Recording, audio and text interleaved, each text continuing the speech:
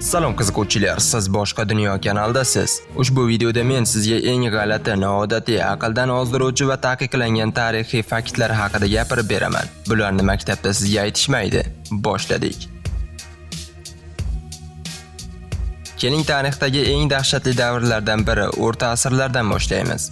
O'sha paytda g'alati narsalar juda ko'p edi. Nikohlar ham bundan mustasno emas. Er-xotin o'zaro janjallarni hal qilish uchun noodatiy jangga kirishardi. Bu jang hatto o'zlarining maxsus qoidalariga ega edi. Qoidalarga ko'ra, erkak beligacha yerga qazilgan chuqurga tushib o'tirar, qo'lida esa tayoq bo'lardi. Ayolga esa ichida tosh bo'lgan qop berilardi. Garchi qoidalar mavjud bo'lsa ham amalda bu jang hech qanday cheklovlarsiz va yengilliklarsiz o'tardi. Ular bir-birini tayoq yoki tosh bilan bir-birini boshiga urardi. Hattoki ular jinsiy a'zolarni ezishlari ham mumkin edi. Bunday janglarni hakam kuzatib borar va g'olibni aniqlardi. Shu qadar shafqatsiz jangdan so'ng er-xotin uyga qaytardi va nizo tugagan deb hisoblanardi. Eng g'alati tomoni shundaki, shundan keyin oilada tinchlik hukm surardi.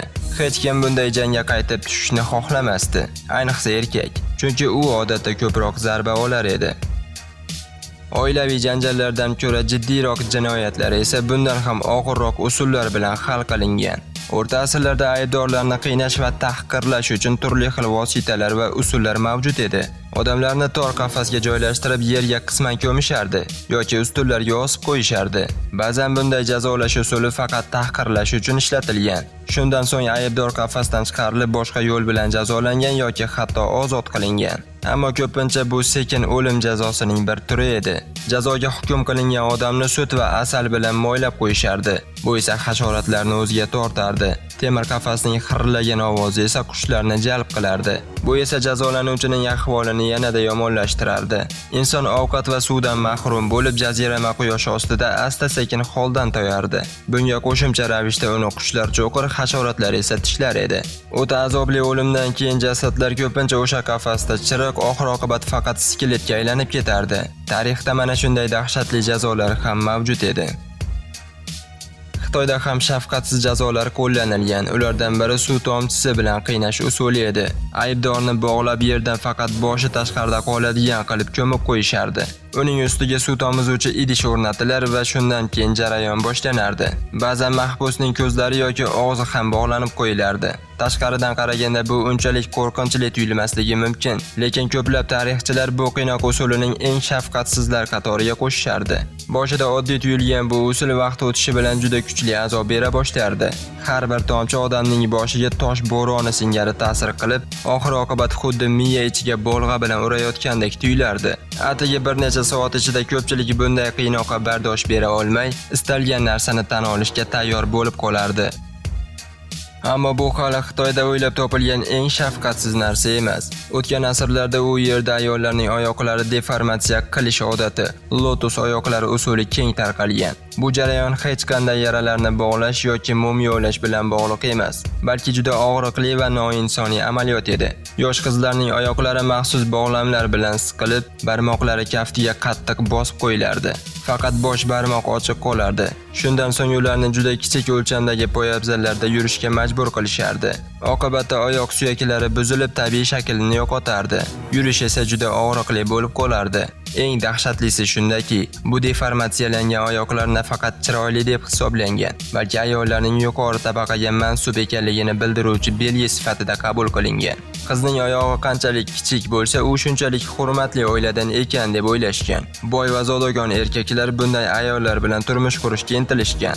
Ushbu an'ana qariyb 1000 yillar davom etgan va faqat o'tgan asrda to'xtatilgan. Hozirda Xitoyda shunday oyoqlarga ega bo'lgan faqat keksa ayollar qolgan. Hozirda bu odat hatto Xitoyning o'zida ham vahshiylik deb hisoblanadi.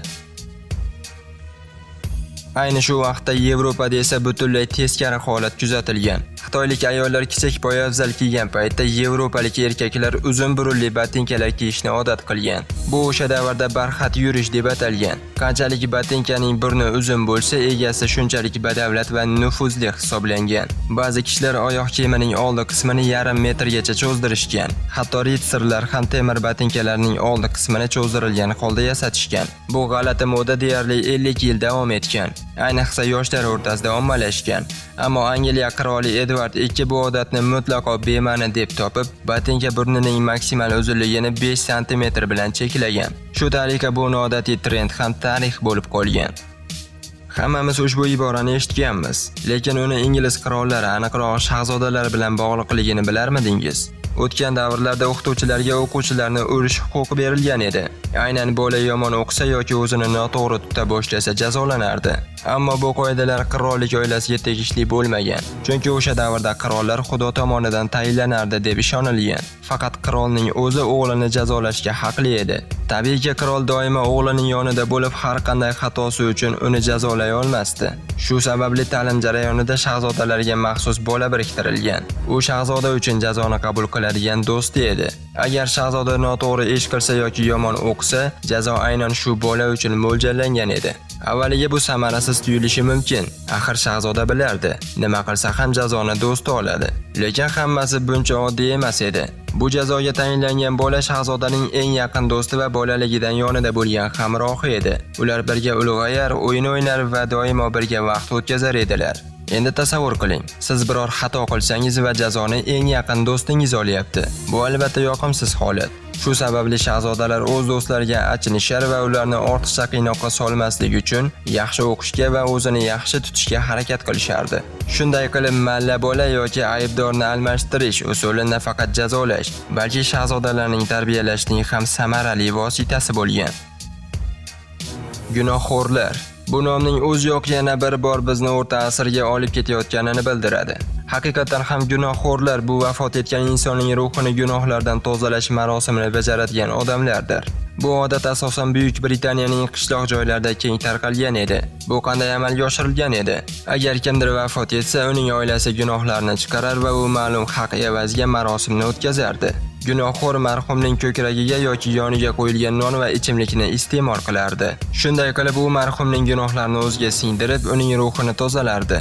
Bu usul gunohlardan xolis bo'lishga yordam beradi deb hisoblangan. Bu rasmiy marosim bo'lmagan va buni cherkov ham tan olmagan. Shuning uchun ham gunohxo'rlar jamiyat tomonidan hurmat qilinmagan. Aksincha, ularni najasli deb hisoblab tashlab qo'yishgan. Chunki ular boshqalarning gunohlarini yig'ib yuruvchi kimsalar deb qaralgan.